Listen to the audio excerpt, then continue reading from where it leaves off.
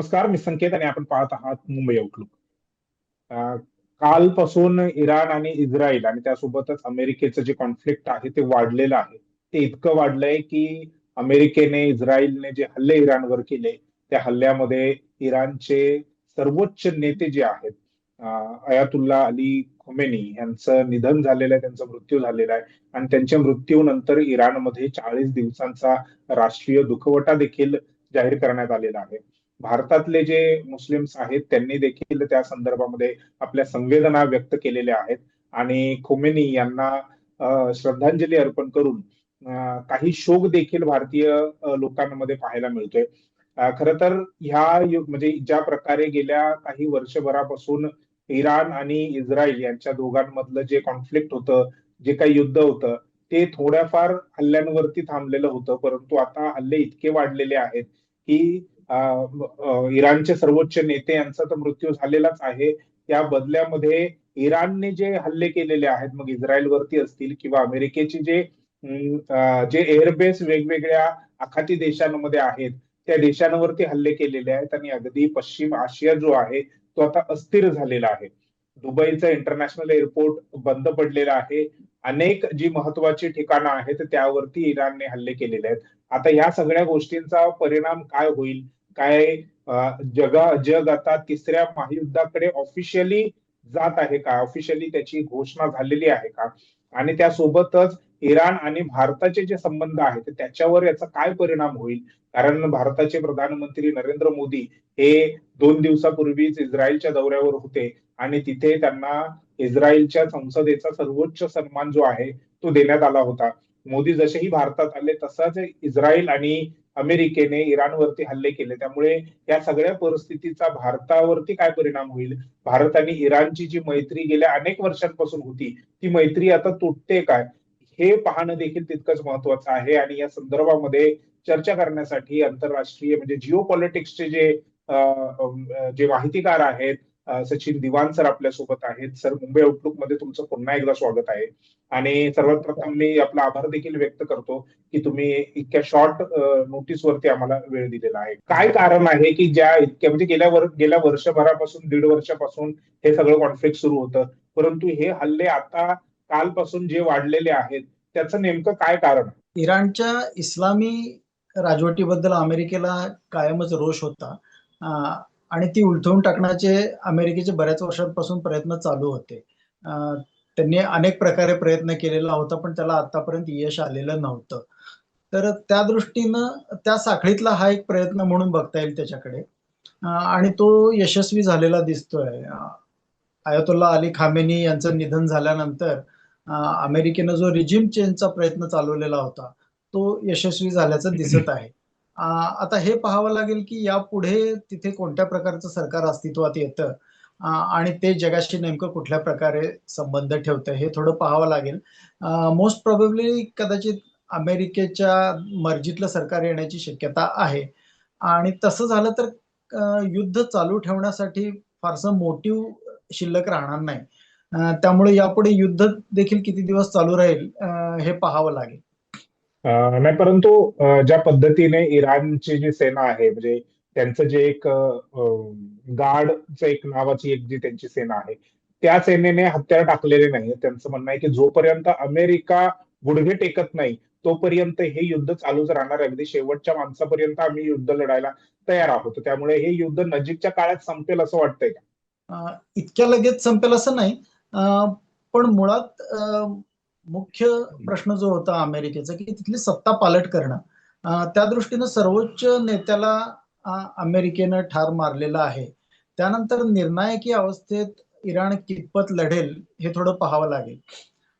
कारण तुम्ही म्हणता ते बरोबर आहे की अजून त्यांनी गुडघे टेकलेले नाही आहेत किंवा सेनेनं शस्त्र टाकलेले नाहीत. शेजारी देशांवर हल्ले चालू केलेले आहेत. जिथे जिथे अमेरिकेचे तळ आहेत तिथे तिथं इराणनं कालपासून हल्ले केलेले आहेत. त्याचबरोबर होर्मुझची सामुद्रधुनी बंद केलेली आहे व्यापारासाठी. त्याचेही सर्व जागतिक अर्थकारणावर परिणाम होणार आहे. त्यामुळे इतक्या लगेच इराण स्वस्थ बसेल असं दिसत नाही. काही प्रमाणात हल्ले चालू राहतील, पण ते करण्यावर मर्यादा राहतील. एकतर इराणकडे हवाई दल प्रभावी नाहीये, जमिनी हल्ले करावेत अशी परिस्थिती कुठं नाहीये.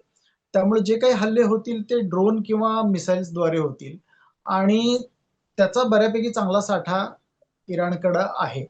आणि त्याद्वारे ते प्रभावी हल्ले करतील, नाही असं नाहीये. पण मग एकदा नेता मारल्या गेल्यानंतर लढण्यासाठी जे मोटिव्ह लागतं किंवा जे काही कारण लागतं, ते सबळ कारण इराणकडे आता राहिलेलं दिसत नाही किंवा अमेरिकेलाही आता युद्ध नाही, लांबवायचं परंतु झालं. परंतु खामेनी यांचं वय लक्षात घेता आणि ज्या पद्धतीने म्हणजे 86व्या वर्षी त्यांचं निधन झालेलं आहे, मृत्यू झालेला आहे, आणि बरोबर. गेल्या 1-2 वर्षांपासून ज्या पद्धतीने इस्रायल इराणवरती तुटून पडलेला होता, तर ह्या सगळ्या परिस्थिती लक्षात घेऊन खामेनी यांनी नक्कीच त्यांची सेकंड लीडरशिप, थर्ड लीडरशिप ही तयार केलेली असणार. म्हणजे फक्त खामेनी गेलेत म्हणजेच इराण आता गुडघ्यावरती येईल अशी काही परिस्थिती नाहीये. त्यांनी त्यांचा मृत्यू अगोदरच कन्सिडर केला असेल की या हल्ल्यामध्ये कधी ना कधी माझा मृत्यू होईल किंवा वय झालेलं आहे आणि त्यानुसार देखील माझा नैसर्गिक मृत्यू होऊ शकतो. त्यामुळे त्यांनी त्यांची सेकंड लीडरशिप, थर्ड लीडरशिप तयार केलेलीच असेल ना. त्यामुळे एक अं, नेता मेला म्हणजेच सगळं संपलं अशातला पण काही म्हणायला काही काय नाहीये, वाव नाहीये. खरं आहे तसं. एक नेता गेला म्हणजे संपूर्ण देश रसातळाला गेला असं होत नाहीये. आणि इराण हा तसा मोठा देश आहे आणि हजारो वर्षाची संस्कृती असलेला देश आहे. तो असा एका नेत्याच्या निधनामुळे लगेच त्याचं सर्व कार्य थांबेल अशातला भाग नाहीये, नक्कीच नाहीये. आणि तुम्ही म्हणता तेही खरं आहे की ऑलरेडी खामेनी यांचं 86 वय झालेलं होतं. त्यांनी सेकंड थर्ड त्यांची जनरेशन तयार केलेली असणार, हेही खरं आहे. पण या हल्ल्यामध्ये अमेरिकेच्या असंही म्हटलं जाते की इराणचे डिफेन्स मिनिस्टर गेलेले आहेत, त्यांच्या सेनादलांचे जनरल गेलेले आहेत. हो, मोठे सैन्य अधिकारी गेलेले आहेत. रिप्लेसमेंट केली जाईल त्या दृष्टीनं ऑलरेडी त्यांची बोलणी आणि मीटिंग चालू झालेल्या आहेत की यापुढे देशाचं नेतृत्व कोणाच्या ताब्यात द्यायचं, आणि ते लवकरच निर्णय होईल आणि त्यानुसार इराण पुन्हा काम करायला सुरुवात करेल, हे खरं आहे. पण एक महत्वाचा भाग असा आहे की जनता देखील काही प्रमाणात आता इराणची रस्त्यावर आलेली आहे. आणि सध्या तरी अ, काय म्हणता येईल, थोडा रोष अमेरिकेच्या बाबतीत नक्की आहे की बदला घेण्याची भावना आहे. पण ती किती काळ चालू राहील आणि कितपत युद्ध चिघळवेल इराण, याबद्दल आता थोडी शंका वाटते. बदला घेण्यासाठी नक्की हल्ले होतील आणि तसे ते चालू पण आहेत. चालू पण आहे. मिसाईल्सद्वारे जिथे जिथे अमेरिकेचे तळ होते तिथे ऑलरेडी कालच हल्ले झालेले आहेत, ते आणखीन वाढण्याची शक्यता आहे. किंवा एक प्रकार असा होऊ शकेल की अमेरिकेचे जे काही तळ होते तिथे कदाचित आत्मघाती हल्ले इराणचे जे प्रॉक्झीज आहेत, हमास आहे, हुती आहे, हिजबुल्ला आहे, या सगळ्यांच्या मार्फत काही आत्मघाती हल्ले करून कदाचित इराण अमेरिकेच्या सैनिक किंवा काही लोकल जे काही तळ आहेत तिथे नुकसान करण्याचा प्रयत्न करेल. त्याचबरोबर मिसाईल्सद्वारे हल्ले आणि काही दिवस कदाचित चालू राहतील. हे बरोबर. वळण नक्की परंतु पश्चिम आशियामध्ये अमेरिकेचा एक इंटरेस्ट राहिलेला आहे. अगदी तुम्ही अफगाणिस्तानचं जर युद्ध आपण बघितलं, अफगाणिस्तान आणि अमेरिकेचं एक 20 वर्षापासूनचं युद्ध होतं. 2001ला अमेरिकेने तिथे इंटरव्ह्यून केलं. म्हणजे तिथे कोणाचं सरकार यावं हे तिथली जनता ठरवत नाहीये, तर ते अमेरिकेतलं सरकार जे आहे ते ठरवतंय की इराणमध्ये कोणाचे सरकार यावं, अफगाणिस्तानमध्ये कोणाचं सरकार यावं. तर हे अमेरिकेचा ह्या पश्चिम आशियाच्या सरकारांमध्ये काय इंटरेस्ट आहे? काय फक्त तेलाचाच मुद्दा आहे की त्याच्या पलीकडे जाऊन आणखीन काय? तेल हा तर एक महत्वाचा मुद्दा होता आणि आहेच, नाही असं नाहीये. पण त्याचबरोबर इस्रायलला मदत करणं आणि अरब जे काही देश आहे त्याच्यावर कंट्रोल ठेवणं, ही एक महत्वाची भूमिका अमेरिकेची कायम राहिलेली आहे आणि त्यासाठी इस्रायलचा प्यादासारखा अमेरिकेनं वापर करून घेतलेला आहे. आणि आताही ते दिसतंय. किंबहुना यावेळी उलटी परिस्थिती आहे की इस्रायलनं अमेरिकेला भरीला पाडलं हा सगळा हल्ला करण्यासाठी, असं सांगितलं जातंय. म्हणजे यामध्ये इस्रायलचा आग्रह जास्त आहे आणि अमेरिका मदतीला आलेली आहे, अशी परिस्थिती आहे आणि हे सगळं घडून आलेलं आहे. इस्रायलच्या दृष्टीने हे नक्कीच फायद्याचं आहे. कारण इतर अरब देशांचे जे काही अण्वस्त्र मिळवण्याचे प्रयत्न होते ते सगळे आजपर्यंत इस्रायलनं आणि अमेरिकेनं हाणून पाडलेले होते. इराण हा सध्या आखातामधला एकमेव असा देश होता की जो कदाचित अण्वस्त्र मिळवू शकेल. त्या दृष्टीने त्यांची, ते जरी स्पष्टपणे सांगत नसले तरी ती तयारी चालू होती आणि बरोबर. कदाचित मिळवू शकेल किंवा इस्रायलच्या विरोधात ठामपणे उभे राहील, असा इराण हा आता एकमेव देश राहिलेला होता. तिथेही सरकार मोडकळीस आणून अशी व्यवस्था सगळी उद्ध्वस्त केल्यानंतर अ, इस्रायलला विरोध करणारं फारसं कोणी अरब जगतामध्ये आता राहिलेलं नाहीये. राहिलेलं नाही. हा फायदा नक्कीच आहे. आणि त्याचबरोबर जागतिक राजकारण जर बघितलं तर इस्रायल हा जसा अमेरिकेचा हस्तक होता, तसं इराण हा रशिया आणि चीनचा हस्तक असल्यासारखा होता तिथे. त्यामुळे हे जे जिओ पॉलिटिक्स आहे ग्लोबल, त्याचाही कंगोरे आहेत या सगळ्या प्रश्नाला. कारण अमेरिकेनं अफगाणिस्तान आणि अन्य ठिकाणाहून जेव्हा सैन्य माघारी घेतलं, तेव्हा ती पोकळी भरून काढण्यासाठी चीन उत्सुक होता आणि तो बऱ्यापैकी चीननं तिथं पायरो करायला चालू बरोबर. केलेला होता. संचू प्रवेश केलेला आहे. अफगाणिस्तान असो, इराण असो, सर्वच ठिकाणी. सेंट्रल आशिया आहे आणि त्याचबरोबर मध्य आशिया आहे, पश्चिम आशिया आहे. या सर्व प्रदेशामध्ये हळूहळू चीननं शिरकाव केलेला आहे. आणि रशिया आणि चीनच्या या हालचालींना काउंटर बॅलन्स करणं, यासाठी देखील अमेरिकेला या सर्व हालचाली गरजेच्या होत्या. आणि त्या दृष्टिकोनातून इकडे बघता येईल नक्कीच. बरोबर. परंतु ज्या पद्धतीने इस्रायलच्या मदतीला अमेरिका मैदानात उतरला गेल्या वर्ष 2 वर्षापासून, त्या पद्धतीने इराणच्या बाजूने रशिया किंवा चीन हा तसा अमेरिका जसा उतरला तसा उतरलेला नाहीये. आता इराणचे सर्वोच्च नेते गेल्यानंतर रशिया आणि चीन हे दोन देश इराणच्या बाजूने मैदानात उतरतील, अगदी आपलं क्षेपणास्त्र आणि सगळे मिलिटरी ताकदीनुसार. हे किती शक्य वाटतं, किंवा हे जर झालं असं, तसं जर शक्य झालं तर मग पुन्हा ही परिस्थिती काय असेल? ऑलरेडी चीन आणि रशियानं बऱ्यापैकी इराणला मदत केलेली आहे, ती नाकारता येत नाही आणि ते उघड आहे बऱ्यापैकी. क्षेपणास्त्र दिलेली आहे, ड्रोन दिलेले आहेत, उपग्रहाचं तंत्रज्ञान दिलेलं आहे. या सगळ्या बाबतीतली मदत, तांत्रिक बाबतीतली मदत चालूच होती. त्याचबरोबर चीन आणि रशियाच्या नौदलाबरोबर इराणनं नुकत्याच नौदल कवायती केलेल्या होत्या आखाती प्रदेशामध्ये. त्याचबरोबर रशियन नेव्हीचे काही नौसैनिक आणि अधिकारी इराणी जहाजांवर दाखल होते, अशाही बातम्या आलेल्या होत्या. त्यामुळे जर इराणच्या नौदलावर हल्ले करायची वेळ आली असती तर अमेरिकेला विचार करावा लागला असता की कदाचित त्या बोटींवर रशियाचे अधिकारी देखील उपस्थित असू शकले असते. कारण काही प्रमाणात ते एम्बेड झालेले आहेत. त्यामुळे ती अडचण अमेरिकेला नक्की आली असते आणि इराणला त्या बाबतीत पाठिंबा चीन आणि रशिया दोघांनी दिलेला आहे. फक्त प्रश्न असा होता की प्रत्यक्ष सैनिक पाठवणं, युद्धात सैन्य पाठवणं, या पातळीवरची मदत दोन्ही देश करायला सध्या तरी तयार नाही. कारण चीनला आपली जगातली इमेज जपणं आणि बाकीचं राजकारण जपणं गरजेचं आहे. त्यामुळे डायरेक्ट सैन्य पाठवणं चीनच्या दृष्टीनं हितावह नाही. त्याचबरोबर रशिया युक्रेन युद्धात बऱ्यापैकी गुंतलेला आहे. नुकतीच गेल्या आठवड्यातच युक्रेन युद्धाला 4 वर्ष झाली. 24 फेब्रुवारीला 22 साली हल्ला केलेला होता. बरोबर. 26 साली 24 फेब्रुवारीला बरोबर 4 वर्ष युक्रेन युद्धाला पूर्ण झाली. आणि रशिया तिथं बऱ्यापैकी गुंतून पडलेला आहे. त्यामुळे रशियाला स्वतःचं सैन्य पाठवणं लढण्यासाठी वगैरे असंही शक्य नव्हतं. आणि समोरासमोर सैन्य पाठवून लढाई व्हावी या पातळीवर अजून युद्ध आलेलं नाही. जे काही हल्ले आहेत ते हवाई हल्ले चालू हवाई आहेत. हल्लेच होतात. म्हणजे हवाई हल्ले सुरू आहेत आणि प्रत्यक्ष सैन्य उतरवून लढावं अशी परिस्थिती आलेली नाही आणि ती लगेच येईल असं दिसतही नाही. त्यामुळं अद्याप त्या दृष्टीची मदत रशिया आणि चीनकडनं होणं अपेक्षित नाही. बर. भारतावर त्याचा काय परिणाम होईल? कारण भारत हा इराणच्या बाजूने सुरुवातीपासून राहिलेला आहे. इराण आणि भारताची मैत्री, मग ते व्यापार तेलाच्या संदर्भातले असतील किंवा इतर वेगळ्या गोष्टीचे असतील, ते राहिलेले आहेत. इराणची पाठराखण ही प्रत्येक सरकारने केलेली आहे. म्हणजे आताचं भाजप सरकार असेल किंवा त्या अगोदरचं काँग्रेसचं सरकार होतं. परंतु आता 2 दिवसापूर्वीच प्रधानमंत्री नरेंद्र मोदी हे इस्रायल दौऱ्यावर होते. तिथे त्यांना इस्रायलच्या संसदेचा सर्वोच्च पुरस्कार देण्यात आला आणि ते भारतात आल्यानंतर लगेचच हल्ले झाले. तर ह्या सगळ्या गोष्टींचा भारतावर काय परिणाम होईल?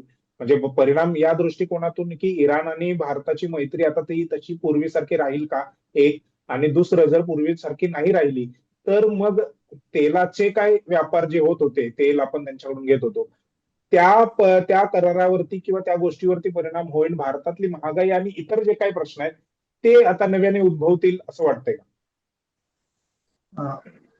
या युद्धाचे संपूर्ण जगावर परिणाम होतील आणि तसे भारतावरही नक्कीच होतील. काल रात्रीपासून इराणनं होर्मुझची सामुद्रधुनी जहाजांच्या वाहतुकीला बंद केलेली आहे. बंद केलेली भारताचं जवळपास 50% खनिज तेल होर्मुझच्या सामुद्रधुनीतून येतं. येत. जगाचं जवळजवळ 20 ते 30% तेल होर्मुझच्या सामुद्रधुनीतून प्रवास करून पुढे जातं. त्यामुळं सध्या तरी तो पुरवठा थांबला जाईल. आता अर्थात होर्मुझची सामुद्रधुनी पुन्हा कधी ओपन होते हे बघावं लागेल, पण तोपर्यंत तरी तेलाच्या पुरवठ्यावर जगाच्या परिणाम होईल आणि तेलाच्या पुरवठ्यावर परिणाम झाल्यामुळे सगळ्याच कमॉडिटीच्या प्राइसेस वाढत जातील हे नक्कीच आहे. म्हणजे हा बरोबर. परिणाम तर होईलच. त्याचबरोबर आणखीन एक गोष्ट पाहावी लागेल की इराणमध्ये पुढचं सरकार नक्की कसं येतं. लोक पुढे येऊन नवीन सरकार स्थापन करतात की अमेरिकेच्या पुढाकारानं नवीन सरकार येतं हे बघायला. पण कोणतंही सरकार आलं तरी भारताचे संबंध चालू राहतील. मधल्या काही काळामध्ये इराणवर जे अमेरिकेनं निर्बंध लादलेले होते त्यामुळे भारताच्या संबंधात काहीसा फरक पडलेला होता. इराणकडनं तेल घेणं आपण बंद केलेलं होतं. त्याचबरोबर चाबहार बंदरामधली गुंतवणूक मागे घेतली अशा बातम्या आलेल्या होत्या. ते सगळा प्रोजेक्ट थांबवला अशा बातम्या होत्या.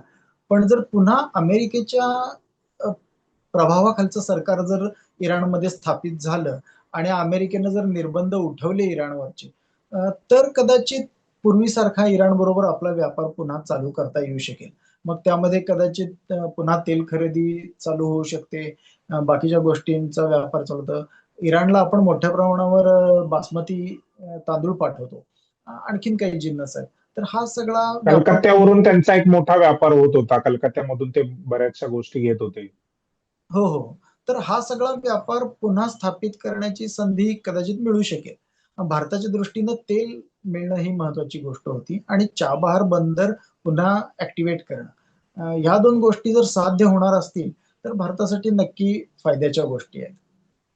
बरं, म्हणजे अमेरिका धार्जिनं असलेलं सरकार जर इराणमध्ये आलं नजीकच्या काळात, तर पुन्हा एकदा भारताचे संबंध जे आहेत इराणशी ते चांगले होतील. परंतु मला या सगळ्यांमध्ये हा बोला. हा, अमेरिका धार्जिणं सरकार येणं हे आहेच, पण त्याहीपेक्षा अमेरिकेने इराणवरचे निर्बंध रद्द करणं किंवा कमी करणं ही गोष्ट महत्वाची. ते जर झालं तर मग इराण पुन्हा तेलाचा व्यापार किंवा बाकीच्या गोष्टी भारत आणि इतर देशांबरोबर चालू करू शकेल. तर ते आपल्याला फायद्याचं ठरू शकेल नक्की. बरोबर. मला या संदर्भामध्ये संयुक्त राष्ट्राची जी भूमिका आहे त्या संदर्भात जरा विचारायचं आहे की पहिलं महायुद्ध झालं, त्यानंतर एक कमिटी किंवा एक आंतरराष्ट्रीय स्तरावरची एक समिती बनवण्यात आली, एक ऑर्गनायझेशन बनवण्यात आलं. त्या ऑर्गनायझेशननी हिटलरच्या काही गोष्टींकडे दुर्लक्ष केलं आणि त्यातून मग दुसरं महायुद्ध झालं. दुसऱ्या महायुद्धानंतर पुन्हा एकदा संयुक्त राष्ट्र नावाचं एक ऑर्गनायझेशन आलं. आता हे गेल्या काही वर्षांपासून मग रशिया युक्रेनचं युद्ध असेल किंवा इस्रायल इराण आणि त्यानंतर मग अमेरिकेची एंट्री असेल, संयुक्त राष्ट्र ह्या गोष्टींकडे पण दुर्लक्ष करते आणि त्यामुळे मग सातत्याने असे कॉन्फ्लिक्ट वाढत आहेत आणि त्याचे परिणाम जे आहेत ते संपूर्ण जगाला भोगावे लागतात असं वाटतंय का? अगदी खरं आहे. संयुक्त राष्ट्र आणि त्याच्या आधीची पहिल्या युद्धानंतर महायुद्धानंतर जी स्थापन झाली ती League of Nations. League of Nation ही दुसरं महायुद्ध थांबवण्यासाठी अयशस्वी ठरली, अपयशस्वी ठरले. बरोबर. अपयशी ठरली. त्यांना ते जमलं नाही. त्यानंतर दुसऱ्या महायुद्धानंतर सुद्धा जी युनायटेड नेशन्स ऑर्गनायझेशन, युएनओ किंवा आता नुसतं युएन म्हणतात, ती संघटना देखील सध्या खरं सांगायचं तर मरणासन्न अवस्थेत आहे. त्याचा प्रभाव जवळपास पूर्ण संपत आलेला आहे आणि त्याचा रिलिव्हन्स देखील जागतिक राजकारणात खूप कमी राहिलेला आहे. खुद्द अमेरिकेनं त्यातनं आता अंग काढायला चालू केलेलं आहे. ट्रम्प यांनी काही महिन्यांपूर्वी युनोच्या ज्या जवळपास 60 ते 64 सब कमिटीज होत्या त्यातून अंग बाहेर काढून घेतलेलं आहे. त्याचबरोबर जागतिक व्यापार संघटनेतनं अमेरिका बाहेर पडलेली आहे, WTO मधनं. तर हळूहळू युनो ही संघटना प्रभावहीन ठरू लागलेली आहे आणि जेव्हा ती अस्तित्वात होती, अजूनही आहेच, पण गेल्या 50 वर्षात बघितलं तर त्यांचा इतिहास काही फार प्रभावी दिसत नाहीये. किमान युद्ध थांबवणं हे त्या संघटनेचं प्रमुख उद्दिष्ट होतं, पण ते म्हणजे सफल दोन झालेलं दिसत देशांमधले कॉन्फ्लिक्ट असू शकतात, सीमावाद असू शकतो, परंतु तो अगदी. चर्चेतून सोडवावा ह्या हा, दृष्टिकोनातून युनियनची काही अशी भूमिका, ठोस अशी भूमिका दिसत नाही किंवा त्यांचा नाही नाही, हस्तक्षेप तसा दिसत सध्या नाही. सध्याही दिसत नाही आणि ती पूर्वी तेवढी दिसलेली नव्हती. ती जगातल्या 5 मोठ्या देशांनी आपापला प्रभाव वेगळ्या प्रकारे कायम करण्याचं एक व्यासपीठ म्हणून त्याच्याकडे बघितलं गेलं. आणि एकमेकाच्या विरुद्ध व्हेटो आणणं आणि हे आणणं, अशा सगळ्या राजकारणामधून प्रत्यक्ष शांतता स्थापित करण्याचं ध्येय काही साध्य झालेलं नव्हतं. आणि आताही ते होत नाही. आणि आता तर खूपच कमकुवत झालेलं आहे. आणि ट्रम्पनी तर त्याचा पूर्ण हळूहळू आत्माच काढून घ्यायचा हालचाली चालवलेल्या दिसतात तुम्हाला. एक तर मुळात इराणच्या देशामधलं जे काही सरकार होतं ते काही फार चांगलं होतं असं म्हणू शकणार नाही कोणी. म्हणजे आयतुल्ला अली खामेनी यांचं सरकार काही खूप जनहिताचे निर्णय घेत होतं आणि कल्याणकारी सरकार होतं असं म्हणता येणार नाही. त्यांनी बऱ्याच गोष्टी केलेल्या आहेत. अन्याय अत्याचार केलेला आहे, आंदोलकांना वाईट पद्धतीने चिरडलेला आहे. पण म्हणून हा निर्णय घ्यायचा, ते सरकार उलथवण्याचा निर्णय किंवा कृती करण्याचा अधिकार अमेरिकेला कोणी दिला ना?